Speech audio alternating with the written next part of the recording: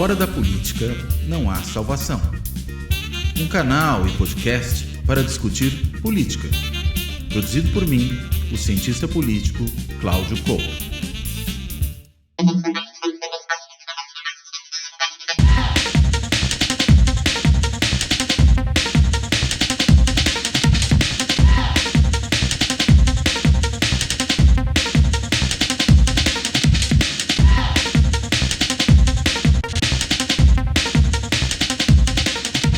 Olá, este Fora da Política não há salvação vai tratar dessa confusão, a gente podia talvez chamar dessa mixórdia, ou sei lá, desse barulho todo que está sendo produzido aí pelo embate do trilhardário Elon Musk, né, o dono da Tesla, da SpaceX e agora também do X ou X, o ex-Twitter, né, parece um pouco o Prince, aquele cantor que uma época resolveu abandonar o nome Prince, adotou um símbolo, ninguém sabia como chamá-lo, e chamavam de ex-Prince. O Twitter parece que está numa coisa um pouco parecida com isso. E o fato é que o Elon Musk, que também é um indivíduo que se articula com a extrema-direita internacional, inclusive durante o governo do ex-presidente Jair Bolsonaro, ele esteve no Brasil, veio com o seu jatinho para se encontrar com o Bolsonaro aí no lugar, no interior de São Paulo, para falar aí de como poderia a Starlink, que é uma outra empresa que ele detém, responsável por comunicação via satélite, entrar no mercado brasileiro para prover ligações de internet via satélite para escolas em lugares remotos do país. Enfim, para além de negócios, o fato é que o Elon Musk tem tomado aí posições ao longo do tempo de se perfilar ao lado dessa extrema-direita.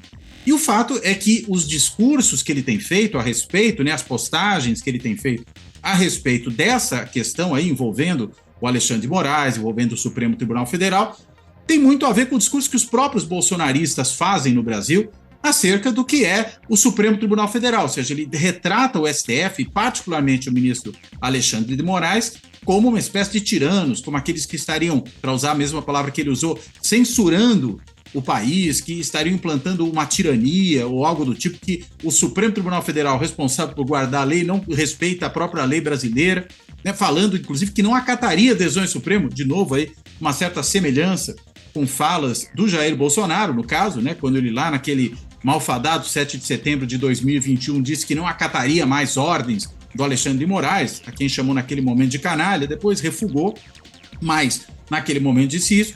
O fato é que, pelo menos até o momento que nós gravamos aqui essa conversa, né, hoje é dia 12 de abril, uma quinta-feira, o fato é que até agora, pelo menos, o Elon Musk não foi das palavras às ações, pelo menos no que se refere a isso.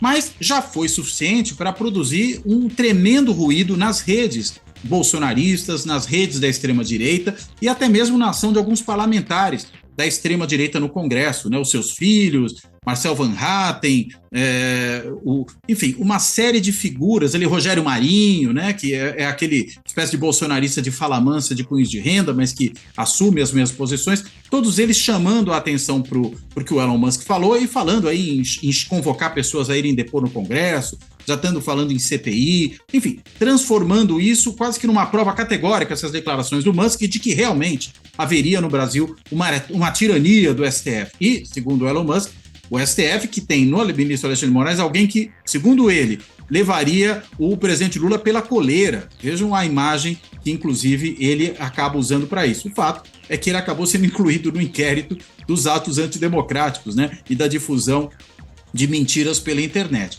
A gente não sabe onde isso vai dar, mas já está vendo a confusão que isso causa, tanto que foi o assunto mais discutido nessa semana aí que passou.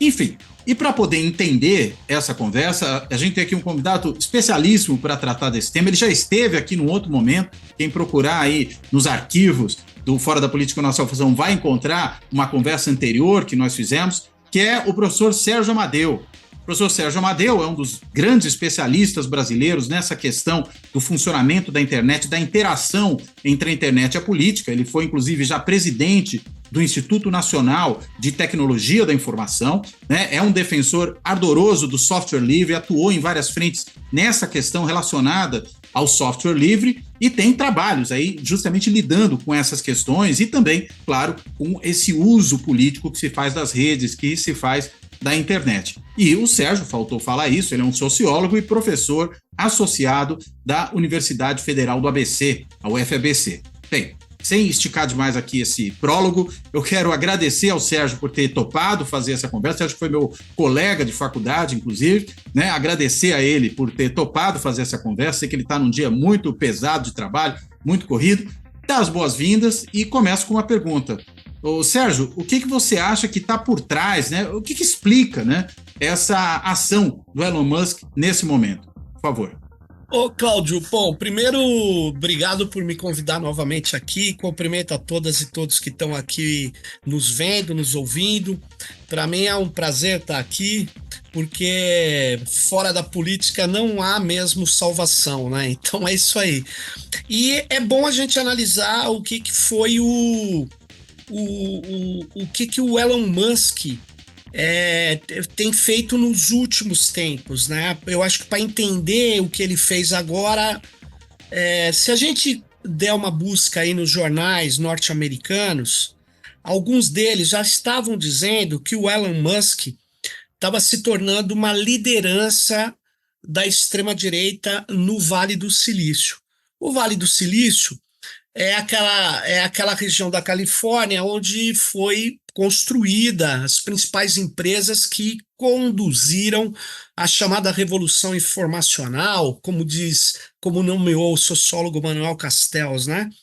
E o que acontece é que essas grandes corporações de tecnologia se tornaram grandes mediadoras das relações comunicacionais no planeta. É assim o Google, é assim o Facebook, é assim o antigo Orkut, é assim o Twitter, e assim vai, Instagram.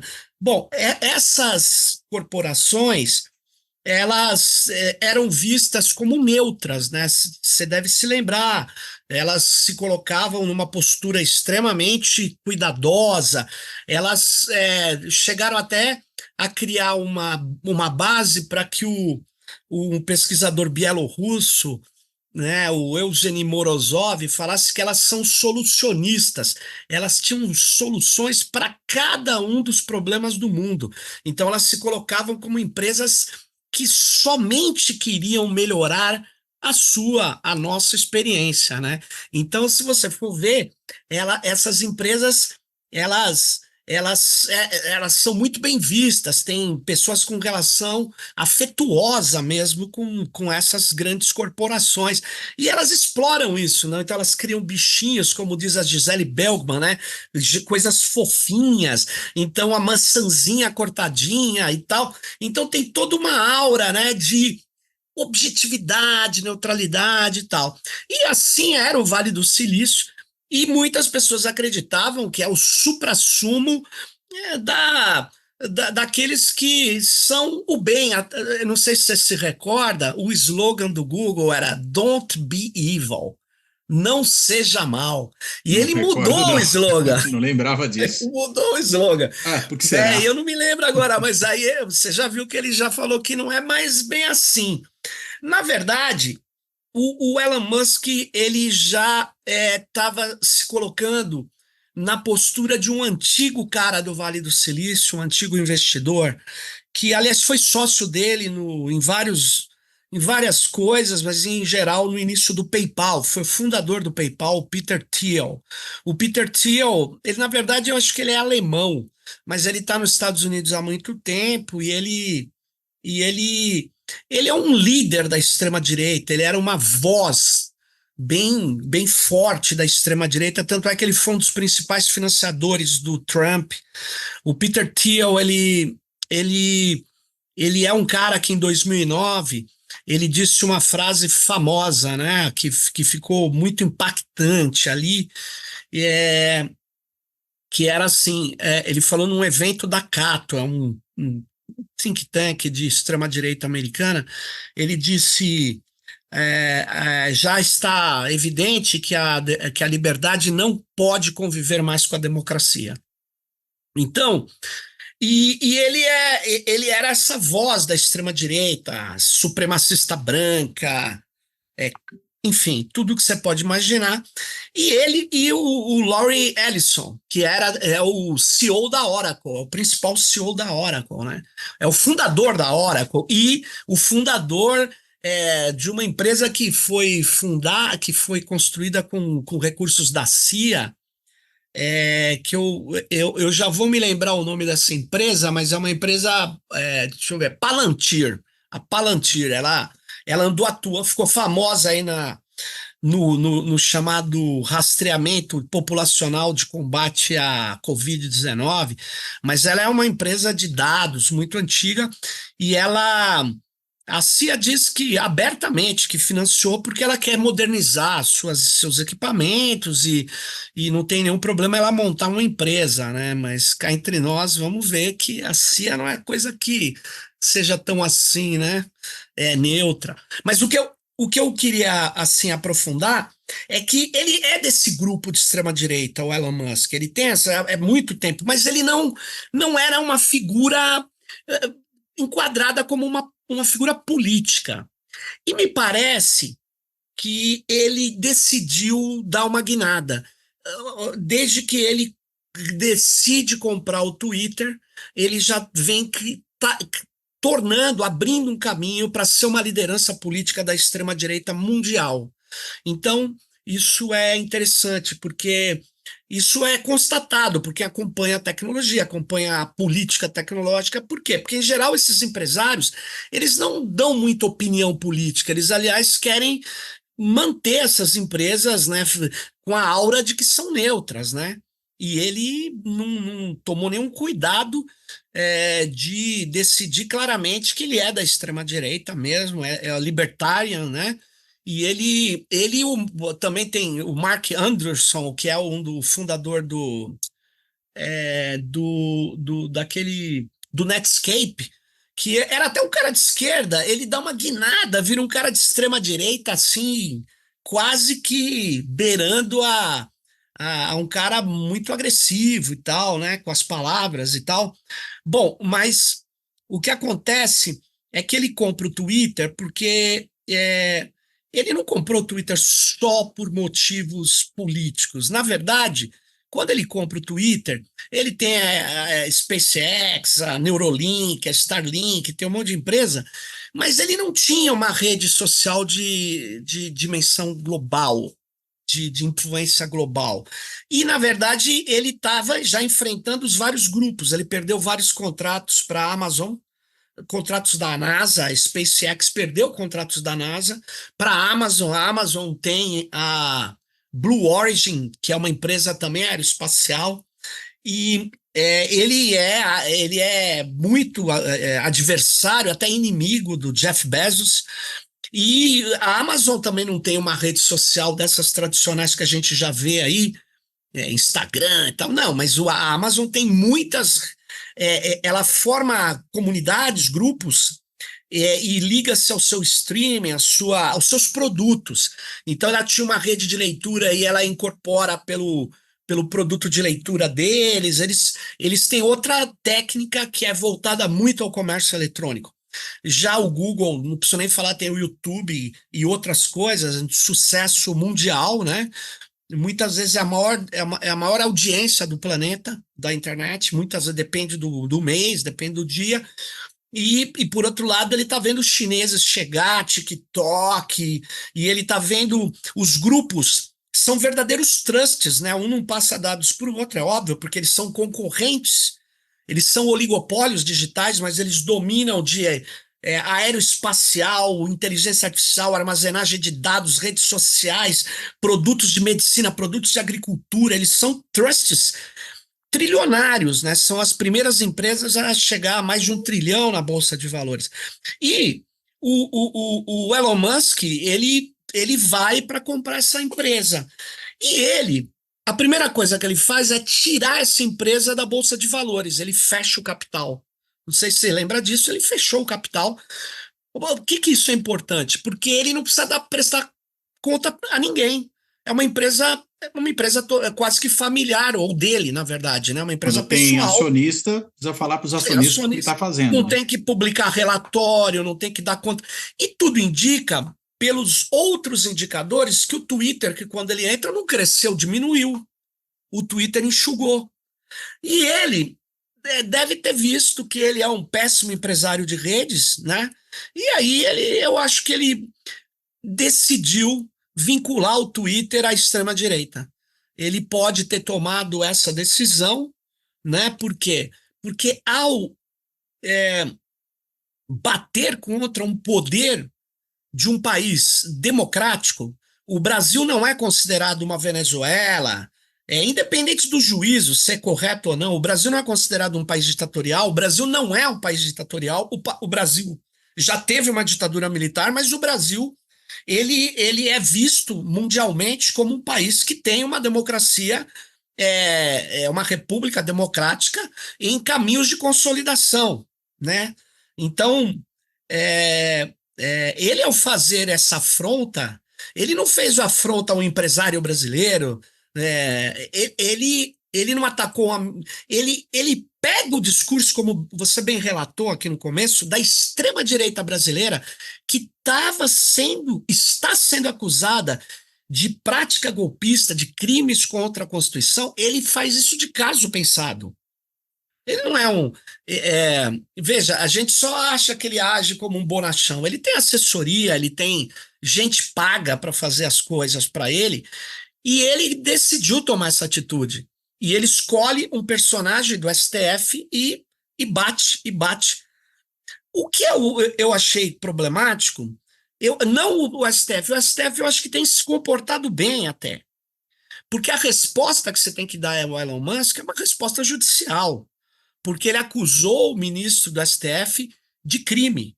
Então, ele tem que responder pelo que ele fala. Não é porque ele não é brasileiro, ele tem que responder. E tem que. E também rolar ele no inquérito está correto, porque o Twitter e as plataformas, elas são operadas por sistemas algorítmicos que são opacos, ou melhor, invisíveis.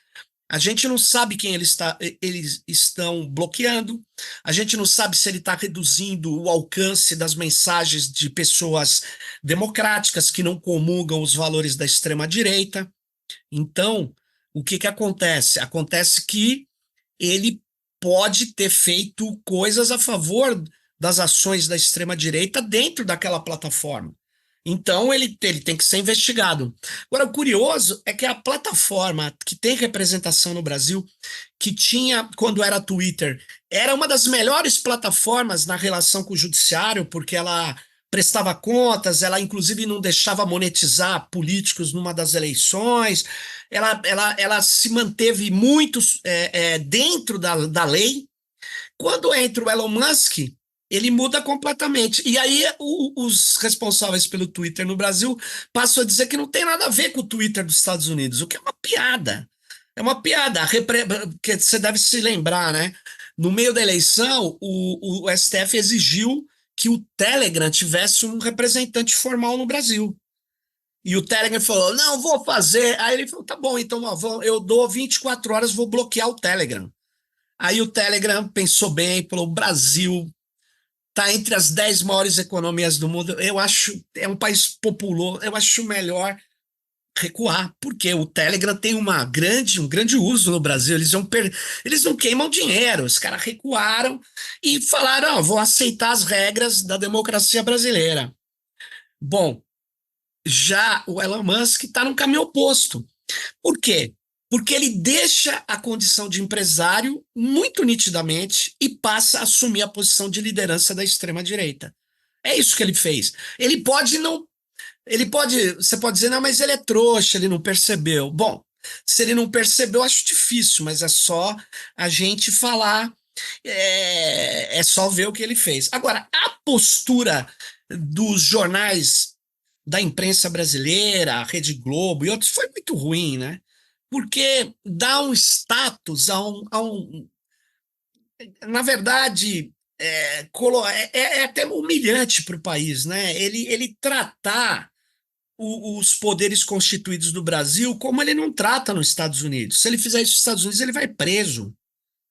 Ele não pode. Se o Senado mandar ele sentar naquele banco, como nós já vimos várias vezes o Zuckerberg, quietinho lá, sim senhor, não senhor. Por quê? Porque lá ninguém brinca com os poderes instituídos, porque pode fazer aquela tentativa eu não sei se foi em 8 de janeiro também, teve uma tentativa de invasão do Capitólio, que foi também em janeiro, né? Foi 6 de janeiro lá. Foi, digamos, 6, né? 2 anos antes, 2 dias antes. 2 dias antes, sim, 6 de janeiro. Tudo bem, mas os caras foram todos arrolados, estão presos, estão sendo julgados e tal. Não é brincadeira. Por quê? Porque o Estado americano se impõe, né? E, curiosamente, recentemente o parlamento deu uma jogada muito curiosa também, né? Falou para o TikTok: olha, vocês têm um sucesso para nós considerado inaceitável. É o seguinte, ou você vende para o capital americano, ou a gente vai bloquear em 6 meses o TikTok. Ou seja, parece a máfia. Ou você vende a tua empresa para mim, ou eu tomo a tua empresa. Eu vi o Elon Musk falando: cadê a liberdade? Cadê o direito? A comunicação livre? Cara, ele não fala porque não é para falar, porque eles estão interessados nisso. Ele não é uma discussão de liberdade. Ele não também se incomoda, deve ter uns 5, 6 caras da NSA lá, que o Snowden já denunciou, dentro do Twitter lá, do X agora, fazendo coleta de informação ilegal, massiva, do mundo inteiro, como eles já fizeram, até da Angela Merkel. E aí o Obama falou: não, nós temos que nos prevenir do terrorismo. Oi? Angela Merkel, terrorismo? Na verdade, não, né? Eles usam tudo isso para investigar, espionar, coletar informações sensíveis de empresas, de pessoas, de grupos que têm interesses e disputa economicamente com os Estados Unidos. Mas o Elon Musk, que não se incomoda com a liberdade do TikTok, com a liberdade de opinião dos americanos, que não, resolveu se incomodar com a liberdade de opinião no Brasil do cara da Terça Livre, um notório criminoso. É um negócio assim assustador. Ele e o que mais me interessa, assim, quando eu vejo essa guinada do Elon Musk de líder empresarial para líder da extrema-direita, sabe o que me chama a atenção? Ele vocaliza esse conceito de liberdade que a extrema-direita quer trazer para o Brasil, a liberdade da concepção dos libertários norte-americanos, A que é uma liberdade ilimitada, concepção. né? Não, é uma liberdade Do estado de natureza. do estado de natureza. É que se eu posso aplicar força, Eu eu sou uso. livre se não tiver impedimento a aplicação da minha força. É quase que confunde com violência, né? Liberdade é a capacidade de usar tudo que eu posso, senão eu não sou livre. É muito curioso, porque a nossa liberdade é democrática, é relacional. Você é livre, eu sou livre, então eu tenho liberdade de expressão, você também tem. Eu não tenho mais que você ou menos. Quando existe discrepâncias, tem que explicar por quê, porque a democracia ela tem que ter condições de similaridade de disputa, tem várias coisas, né? É Que é óbvio mais o que no padrão europeu, né? capitalismo, De como lidar com esse tipo de problema. é, é um, mas repare a concepção de liberdade que ele traz para caras que são a favor da ditadura, porque o Bolsonaro é notoriamente a favor da ditadura. Por isso que eu estava conversando com pessoas, eu falei: mas eu não consigo entender como é que o cara defende a ditadura militar e liberdade, porque a liberdade dele não é democrática. A liberdade dele é dos militares que têm armas e impor o seu poder. E quem não conseguir resistir, que se dane. E aí Então é conecta uma com aquilo que liberdade você. que você pegou bem, do estado de natureza. E aquilo que você falou como é que chama? Do Till, né? Que fala que não Sim, dá para ter liberdade com democracia, essa liberdade, né? É a ela que ele essa não fala. dá. Não É a dá. mesma do Milley também, né? Cá entre nós. É a mesma, então, é a extrema-direita. Agora, tem um texto, eu acho que eu gosto muito de divulgar esse texto. Eu preciso ler um trechinho, eu selecionei um Claro, trechinho. vai lá. É muito curto. É um texto do Nick Land, que é um filósofo que desapareceu. Falaram que ele está lá no outro lado do mundo, tal. Mas ele tem lá um texto muito visitado, muito influente num passado recente, que é o iluminismo dark, o iluminismo das trevas, o Dark Enlightenment. É um movimento neo-reacionário contra o iluminismo. E ele, logo depois de enaltecer o Peter Thiel, que é a frase dele, ele diz o seguinte, o Nick Land: a democracia não é apenas ou mesmo um sistema, mas sim um vetor com uma direção inequívoca. Democracia e democracia progressista são sinônimos indistinguíveis da expansão do Estado. Embora governos de extrema-direita tenham, em raras ocasiões, e ter interrompido momentaneamente esse processo, a sua reversão ultrapassa os limites da possibilidade democrática. Então tá claro o que ele está falando, né? Ele está falando o seguinte, ó, dentro da democracia não vai ter essa nossa liberdade. Por quê? Porque o Estado vai garantir direitos. A nossa democracia e a nossa liberdade é assim, eu tenho direito, você tem direito, etc. E ele é contrário ao iluminismo. E não que o iluminismo seja o suprassumo de tudo, não.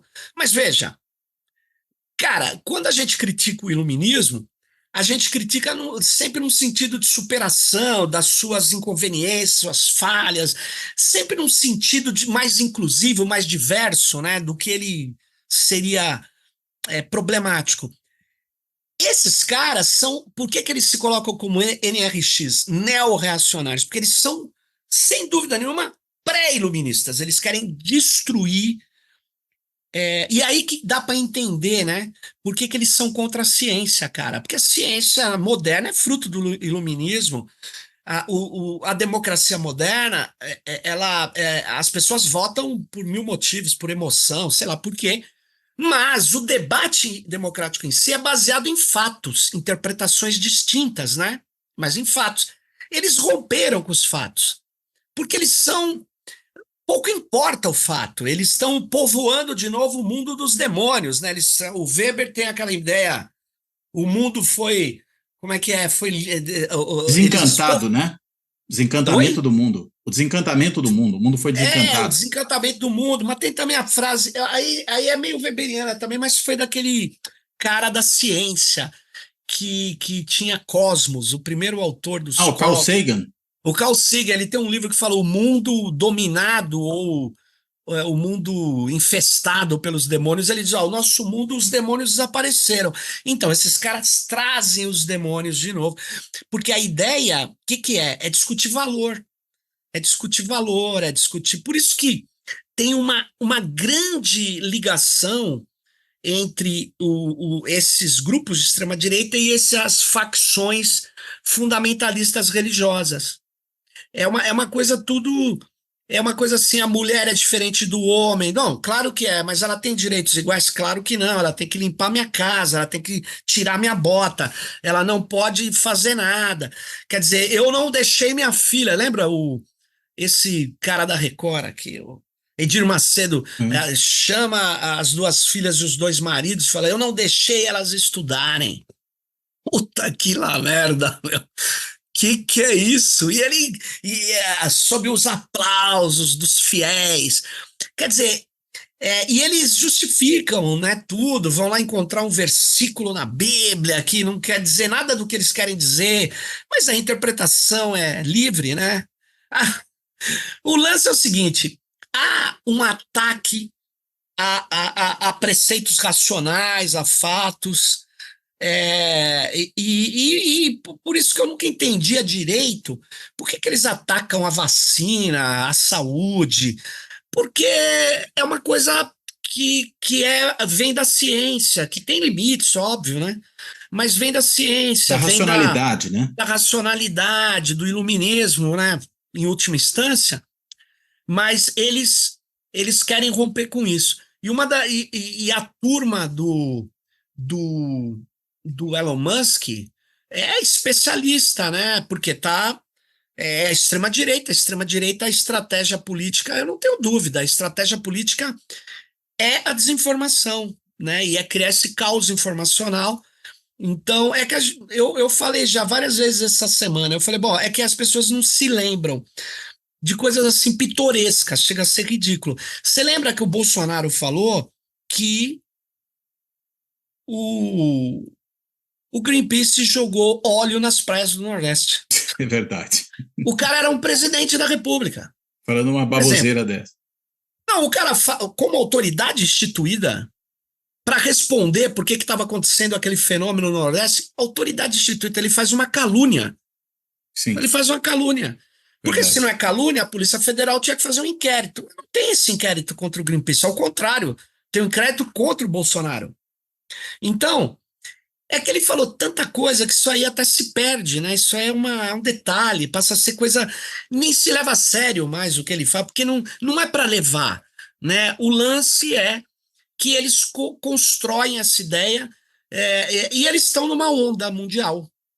Eles estão numa onda mundial. Essa que é uma questão muito preocupante para mim, né?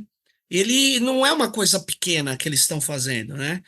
É, eles estão na Europa, subindo, na América do Sul inteirinha, destruíram a institucionalidade no Equador, eles estão na Argentina, não preciso nem falar, tá todo mundo vendo. Eles podem se reconduzir à presidência da República nos Estados Unidos. Meu, não é uma coisa pequena, é um movimento internacional, é uma internacional fascista.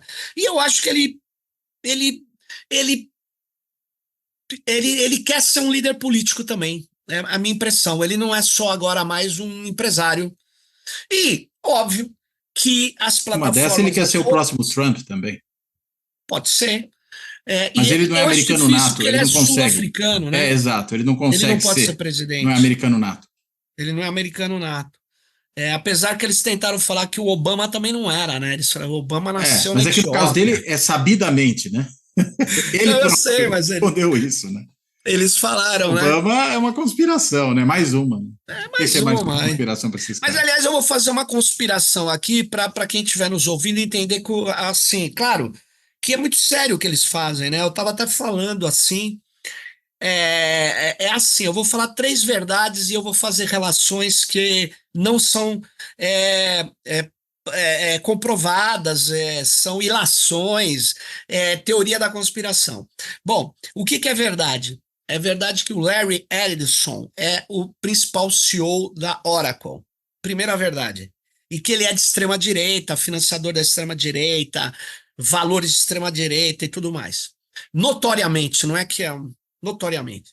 Segunda verdade, a Oracle é que faz a totalização dos votos da Justiça Eleitoral Brasileira. Ela tem duas máquinas ou três numa nuvem lá dentro do TSE, os computadores Exodata.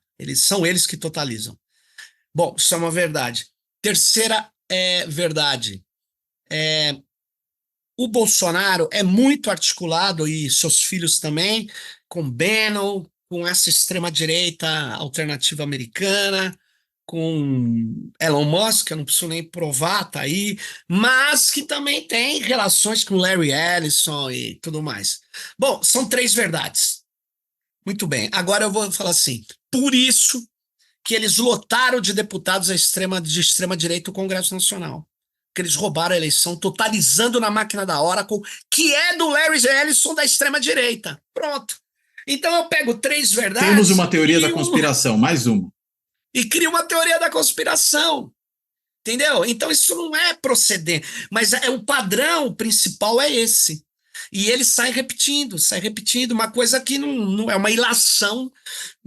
Puta, não tem nenhum indício, não tem como provar, não tem, mas eles pegam essas coisas. Então, esse é o método que eu chamo de desinformação que eles utilizam. É bem complicado, né? E eles estão aí. Então, e aí coloca uma situação que é bem, bem difícil, né? Se ele de fato afronta a, as decisões do Poder Judiciário, como eu acho que ele já afrontou a participar do Terça Livre, que o cara tá, na verdade, condenado, é criminoso, está sendo investigado em outros crimes também. A pergunta que eu faço é o seguinte: o que o judiciário brasileiro tem que tomar atitudes contra o antigo Twitter, chamado X, ou X? Tem que tomar atitudes, porque se não tomar, é um efeito em cadeia, né? Porque as big techs que não querem regulação, porque elas não querem transparência, elas não querem dizer como que elas organizam seu aprendizado de máquina, quais as definições reais que elas embarcam nos códigos, como elas estão controlando a mediação dos debates públicos nas suas redes. Eles não querem dar informação. E por isso, inclusive, eles estão já articularam o Lira para tirar o projeto de regulação da internet, criar um outro, palatável. Então tem todo um esquema que o Poder Judiciário, é, repare, se ele não cumpre uma decisão judicial, cara, a coisa degringola, né? Como é que você vai fazer? Quer dizer que tem decisões que você cumpre e outras não? Eu acho complicado, principalmente na relação com as Big Techs. Eu não sei se tem alternativa, senão seguir o ritual da lei, multar. Até o Marco Civil diz isso. Tem que multar, tem que. Mas, se não der certo, tem que encerrar as operações dos caras. Essa que é a questão. Por quê? Porque é assim. é, Imagine, então, uma outra Big Tech, ela tem uma decisão judicial, constitucional, legal, aí eles falam, também não vou cumprir. Eu cumpro o que eu quero. Não tem condição. Não tem condição. Então, ele criou uma situação muito complicada, que é de favorecimento da extrema-direita brasileira, de construção de um discurso, uma narrativa, uma prática discursiva que a gente está vendo aí, que é extremamente antidemocrática, né? Agora, vou juntar, vou quase fazer que nem você fez para montar a teoria da conspiração. Eu vou juntar umas coisas que você falou aqui e colocar na minha pergunta. Né? Que é o seguinte: bem, primeiro você mencionou lá atrás, esses caras não rasgam dinheiro. Né? Não. Por outro lado, você apontou o seguinte, que o Elon Musk, pelo jeito, se deu conta de que ele não é muito hábil aí como gestor de uma Não. rede social. E aí resolveu fazer com que essa rede social, em vez de ser uma fonte de grana, ela se tornasse uma fonte de poder político. E aí começou a agir dessa maneira que a gente está verificando. Ao mesmo tempo, a gente escuta muita gente falando, já vi gente comentando isso aqui no Brasil, falando, na verdade, tudo isso é porque ele quer ganhar mais dinheiro com o Twitter. Parece uma furada, né? Parece que o que está em jogo aqui, nesse sentido, é diferente isso que a gente está vendo no caso do Elon Musk no ex-Twitter, e o que a gente, por exemplo, vê na ação da Amazon, no que a gente vê na ação do Google, no que a gente vê na ação da Apple. Parece que esses caras realmente estão preocupados com o negócio. Né? Se as consequências nefastas disso até para a política, acho que eles não estão muito preocupados com elas. Mas o fato é, pelo jeito, o foco deles não é esse. E no caso do Elon Musk, parece que, nesse caso, pelo menos, o foco é esse, né? Essa a diferença? Eu acho que sim. O foco do Elon Musk não pode ser ganhar mais dinheiro. Não, não é ampliar. Porque, pensa bem, Claudio, você tem até empresas desses bolsonaristas que tomam muito cuidado de não se misturar, né? Você pega o cara, tem uma rede lá, ele não quer aparecer completamente vinculado ao bolsonarismo, exceto se essa é uma estratégia empresarial. Foi um tempo do velho da van, ele achou que ia ganhar muita grana ali, ele inclusive teve o apoio, mas perdeu muita coisa também, é um cara odiado, né? É uma empresa odiada. Então, as empresas não querem se vincular às divisões que podem perder consumidores, que podem dar baixa de consumidores, baixa de usuários. Não é porque isso é uma coisa de uma empresa das Big Techs. Não, isso é em geral, qualquer empresa. A empresa ela tenta falar, não, eu atendo meus consumidores, você vinde a minhas criancinhas. Não, desde que pague, tá ótimo. Ele está tomando uma atitude, pensa bem, para uma rede que se coloca como uma. Porque como que se coloca as redes sociais? Elas se colocam como plataformas neutras. Elas se colocam como esferas de debate público, né? Esferas da propaganda de todas e quaisquer empresas.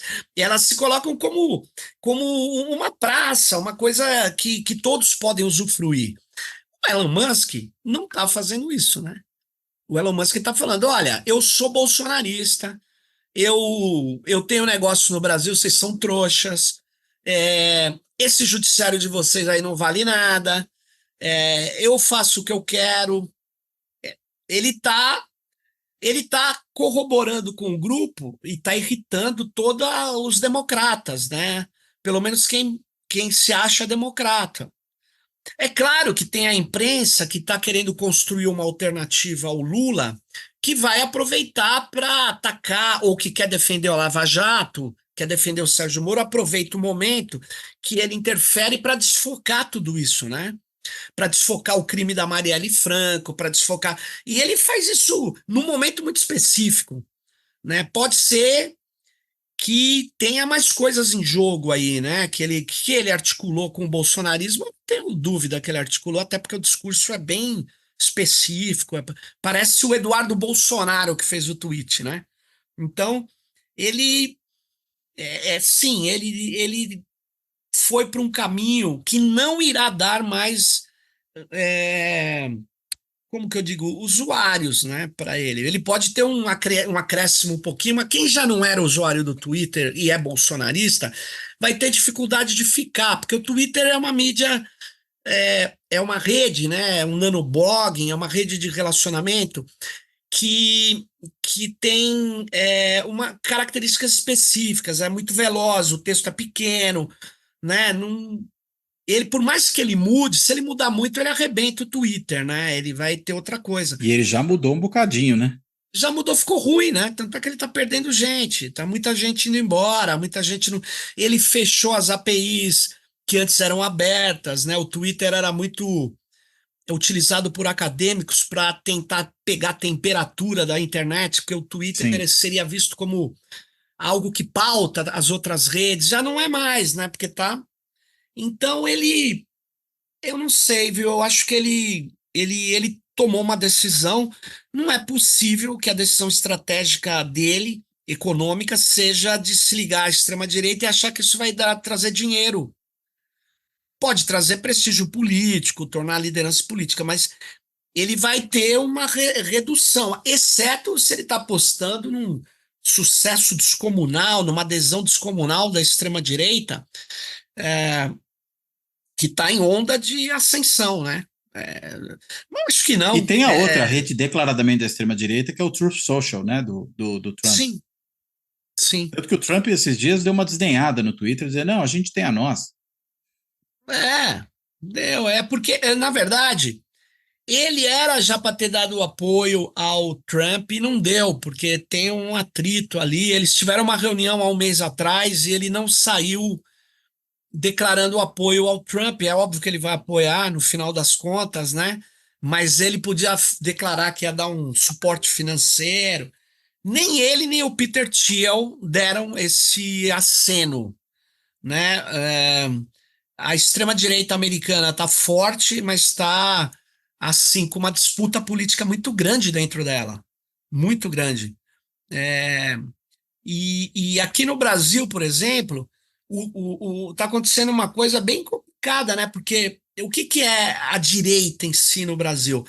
Ela é maior que o bolsonarismo, mas ela praticamente foi cooptada por essa extrema-direita.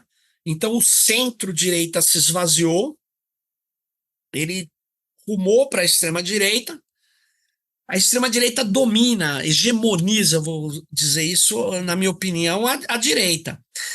O problema é que a esquerda começou a ocupar o centro, né, para poder se manter, ampliar, começou a ir para o centro, cada vez mais para o centro. E em algum momento ele está indo também para abocanhar o centro-direita. Então ele tá muito menos centro-esquerda, mais centro. Ele tenta se equilibrar, não que ele rompe com o centro-esquerda, mas ele vai ali, né? A ultra-esquerda é, sei lá, Diminuta, né? farelo no Brasil. A ultra-esquerda. Com E muito o próprio esforço, ganha a eleição do centro acadêmico. com muito esforço. Aí ela vai indo para onde? A própria PSOL vai indo para o centro-esquerda, velozmente, né? Então você tem um. Só que, olha que curioso, ao se deslocar para o centro e ocupar até muitas vezes as posições da direita, a direita que era democrática, ele passa a defender o sistema. E aí cai como uma luva no discurso da extrema-direita, antissistêmico. Eu não estou dizendo que é fácil destravar esse jogo, mas o jogo é ruim. O jogo eu acho bem ruim, cara. Por isso que eles estão crescendo, porque você vê, a inteligência artificial vai trazer, segundo o relatório do FMI, eu não gostava muito dos relatórios do FMI, eu li esse que saiu em janeiro, eu achei bem consistente, né? porque eles dividiram os países em faixas de renda e eles acham que pode atingir empregos, eliminar postos de trabalho até 60% em países de alta renda, se eu não me engano, até 40% em países como o Brasil, de média renda. E, na verdade, não é que só elimina, ele precariza. É o que está acontecendo, uma precarização brutal. Cara, é uma coisa assim, você já vê, né? Nós estamos sentindo, né?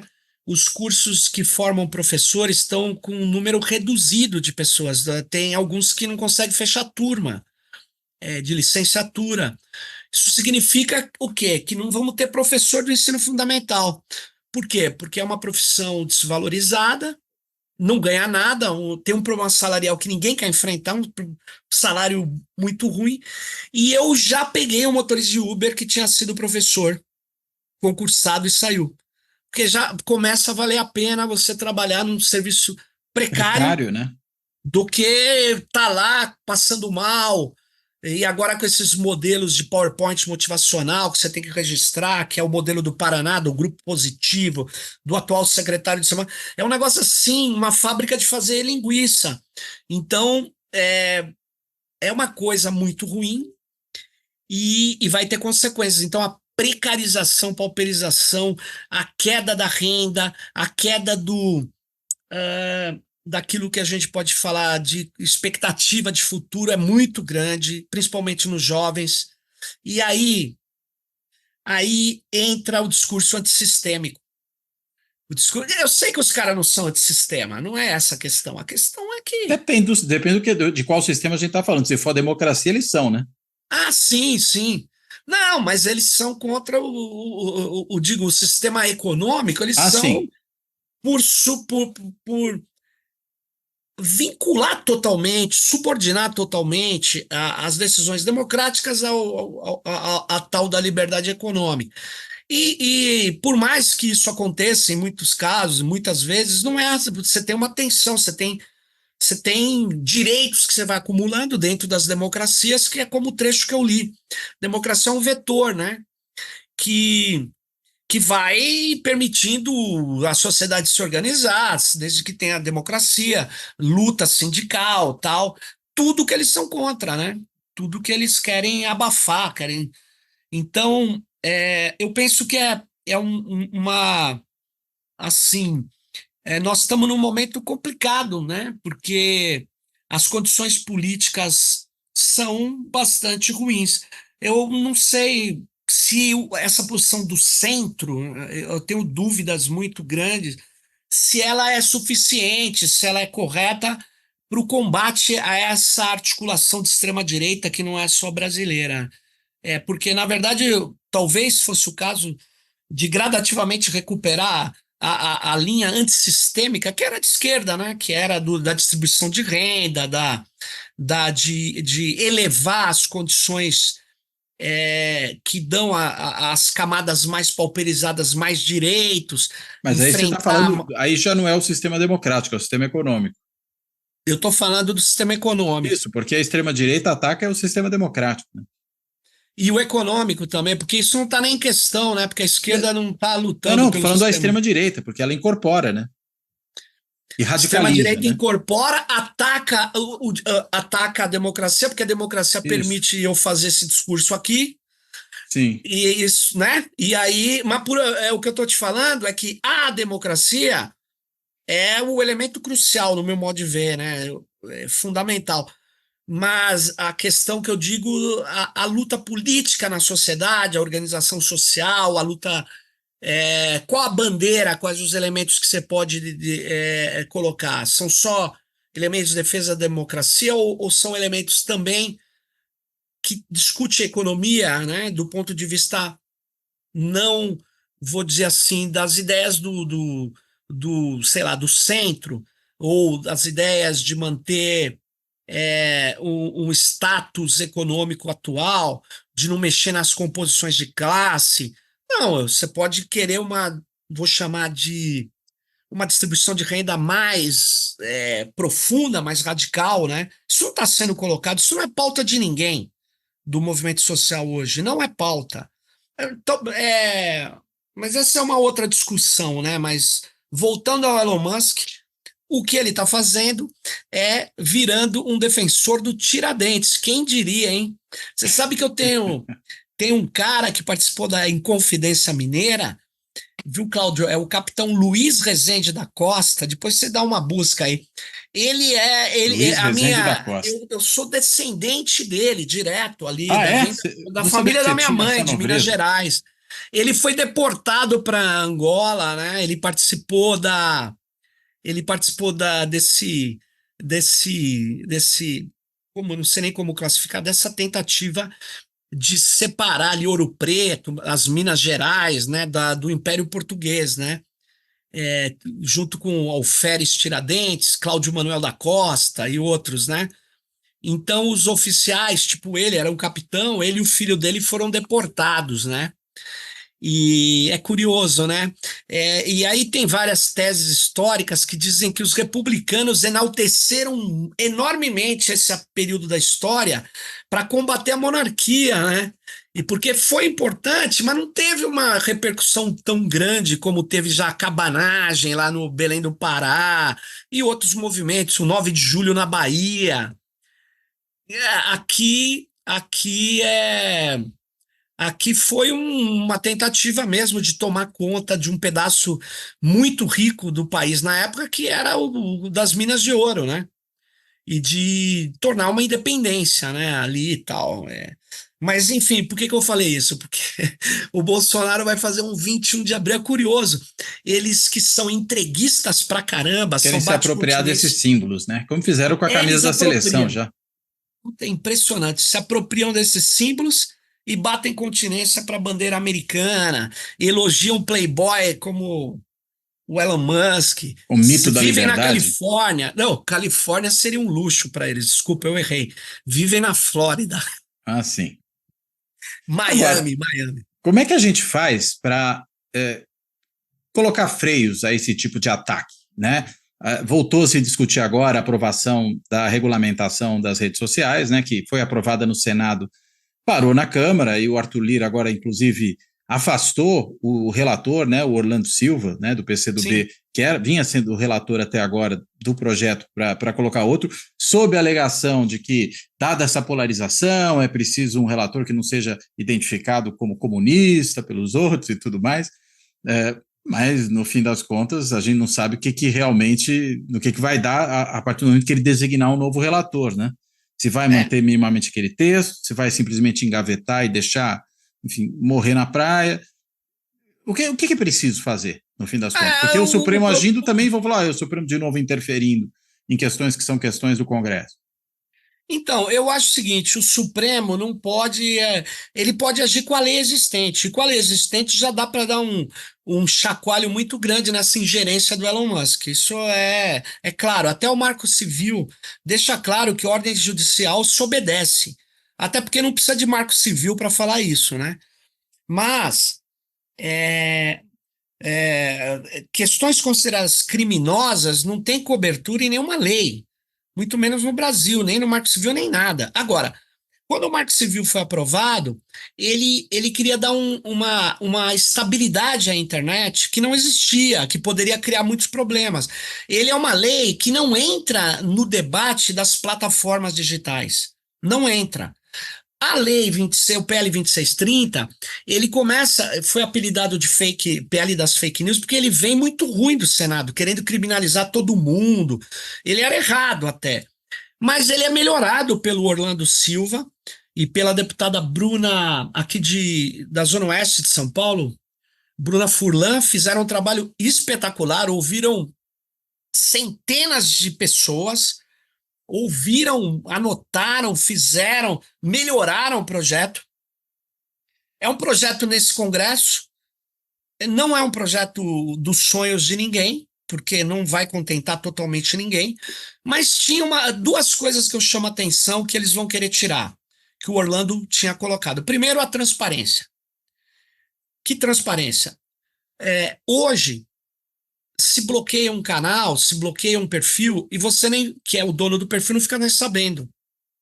Você vê lá duas curtidas, você fala, nossa, meu conteúdo ruim. Não, você está com uma redução algorítmica de visualização. E você não sabe, porque não dá para saber, porque é invisível. Então, o Mas você que não é que o nem projeto. notificado. Mas isso está falando quando a própria rede resolve te bloquear, e não por ordem judicial, né? Não, a própria rede, o gestor da Sim. rede, o dono, o Twitter, o YouTube, o Ah, Instagram te bloqueia. vou deixar Você não esse está cara à sabendo. míngua. Você não está sabendo. O que acontece? Era obrigado que qualquer bloqueio, redução de visualização fosse informada, que a pessoa que teve foi, na verdade, atingida por essa medida, que é uma medida da plataforma, ela tenha que ser informada. Se for ordem judicial, tem que ser informado também. Por Claro. que que você está tendo a redução de visualização, bloqueio de perfil e tudo mais? Hoje isso não acontece. Segundo, é preciso publicar periodicamente o relatório de todo mundo que foi bloqueado e a causa do bloqueio. Então, eles não querem isso de jeito nenhum, porque isso tira o brinquedinho deles. E tinha uma coisa que eu coloquei, eu não consegui bancar lá, mas eu defendi ardorosamente, mas não fui bem sucedido, que é toda e qualquer postagem, publicação em redes, seja ela quais forem, tem que vir de maneira visível o quanto se gastou na publicação, no impulsionamento. Você fala, mas a Coca-Cola não é obrigada a fazer isso. Eu falei, também. Eu quero saber quantos eles gastam para me influenciar. Tenho direito. Aí você fala, mas aonde você está tirando isso? Eu estou tirando de uma sociedade completamente moldada, como diria o Deleuze, pelo marketing. Eu quero saber quanto eles estão gastando. Qualquer coisa.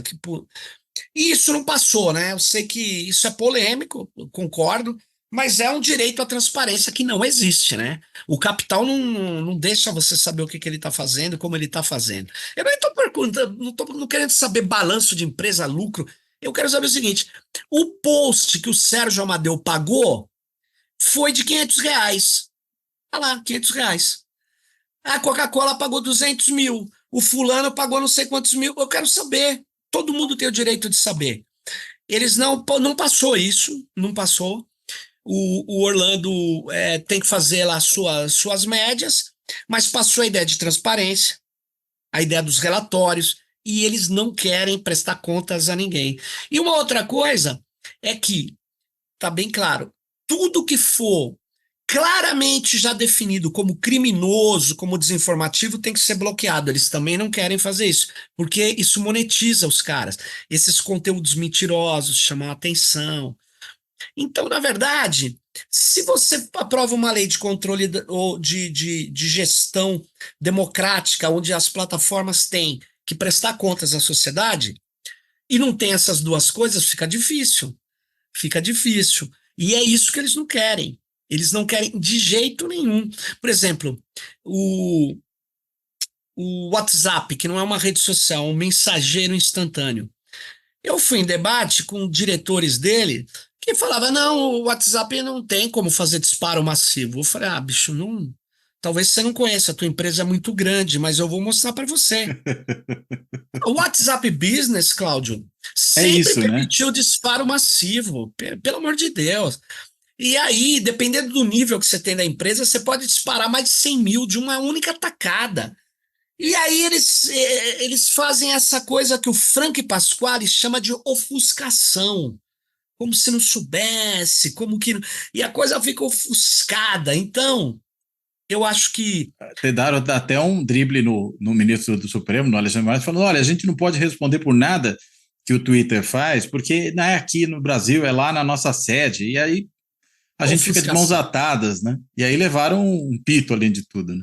Na verdade, isso, ele até, eu li a resposta dele, ele chama de litigação, Litigância de má fé. Ele falou que chega a beirar, litigância de ele má não fé. chega a dizer que é litigância de má fé.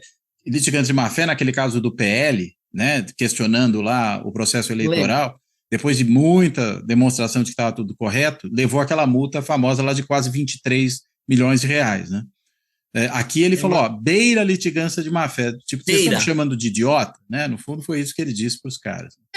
Beira, mas eles estão lá com uma situação... O cartão amarelo, na próxima ele dá o vermelho, acho que foi essa a ideia. E na verdade eles estão com medo, porque se a ordem judicial não é cumprida, ela é passível de pena de prisão, qualquer ordem judicial, né? Exato. Então os diretores do Twitter do Brasil estão aí falando, caramba, o que eu vou fazer, né?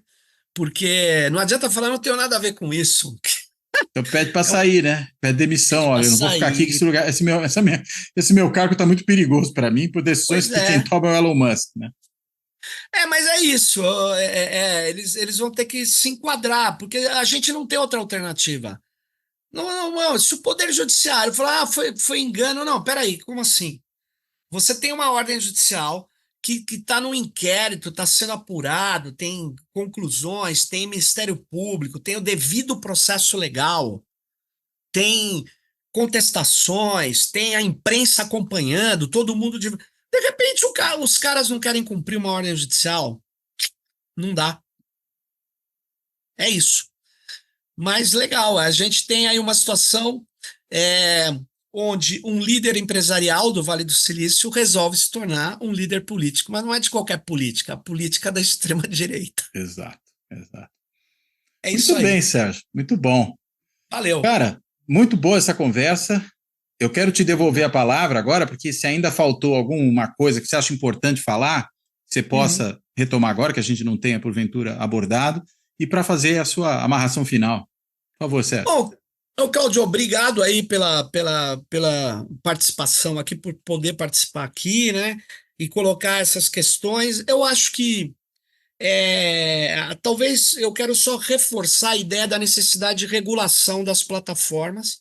É muito importante regular, porque quando a gente não regula um instrumento desses que faz parte do nosso cotidiano, quando as regras fundamentais que implicam na formação do debate público não são as regras da democracia, elas são as regras desses empresários bilionários, elas passam a ser, né, o controle da democracia passa a ser de algoritmos de aprendizado de máquina que tem regras específicas que vão, na verdade, trazer o interesse desses caras que são indivíduos, nem brasileiros são. É a lei do mais forte, né? É a lei do mais forte. Então, quando dizer assim, não, eu não quero regra nenhuma, como não? É só você olhar. Você não faz o que você quer no Facebook, tem a regra, a arquitetura de informação, o jeito de se publicar. Na verdade, tudo tem regra. Então, o que eu quero dizer é o seguinte, as regras de conteúdo, as regras de gestão não podem ser feitas por esses caras, exceto se eles fossem um blog. Eles não são um blog, eles se colocam como esfera de debates. Então tem que valer a nossa Constituição, tem que valer a democracia. Era isso que eu queria reforçar e agradecer novamente aí pelo espaço. E até a próxima aí, vamos conversando.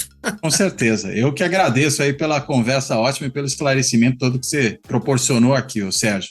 Obrigado. Bem, além aí de agradecer ao Sérgio, me despedir dele, eu quero também, como faço sempre aqui, agradecer a todas e a todos que têm acompanhado o Fora da Política Não Há Salvação, seja no canal do YouTube, seja no podcast, que está disponível em mais de 20 plataformas de áudio, e atenção para quem acompanha pelo Google Podcast, porque está tendo uma mudança aí, o Google Podcast vai ser desativado e os podcasts estão rumando ali, estão migrando para dentro do YouTube, não sei direito como esse negócio vai funcionar no fim, mas fiquem atentos para isso. E quero, claro, também agradecer a todos e a todos que têm também contribuído para o projeto do canal, e há algumas maneiras para quem quiser fazer isso, né? Uma é aquele botãozinho lá do Valeu Demais, aquele botão que tem um coraçãozinho embaixo do vídeo que permite uma singela contribuição pontual para quem assim desejar. Tem um outro meio para uma contribuição mais continuada, que é se tornar membro do canal, se inscrever como membro no Clube dos Canais do YouTube como participante do Fora da Política Não Há Salvação, ou até de forma similar, fazer uma assinatura simbólica no site de financiamento coletivo benfeitoria.com, e aí é só digitar o endereço, benfeitoria.com/apoio Fora da Política Não Há Salvação, ou ainda até a maneira mais simples de todas, na realidade, que é fazer um Pix. E a chave Pix do canal é contato@foradapoliticanãohasalvação.info, que é o e-mail para contato do canal, contato@foradapoliticanãohasalvação.info. Então, quem quiser também mandar uma mensagem, fica aí informado o e-mail. Bem, então, de tudo isso, eu acabo por aqui, me despeço de novo do Sérgio, agradeço mais uma vez a ele, me despeço de todo mundo. Até a próxima.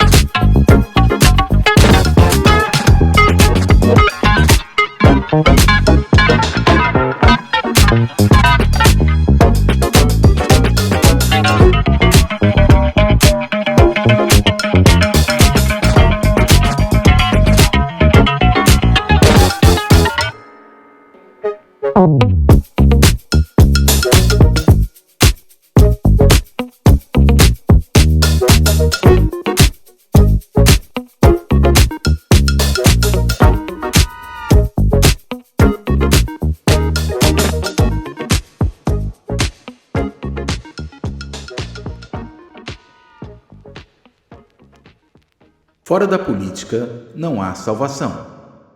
Um canal e podcast para discutir política. Produzido por mim, o cientista político Cláudio Couto.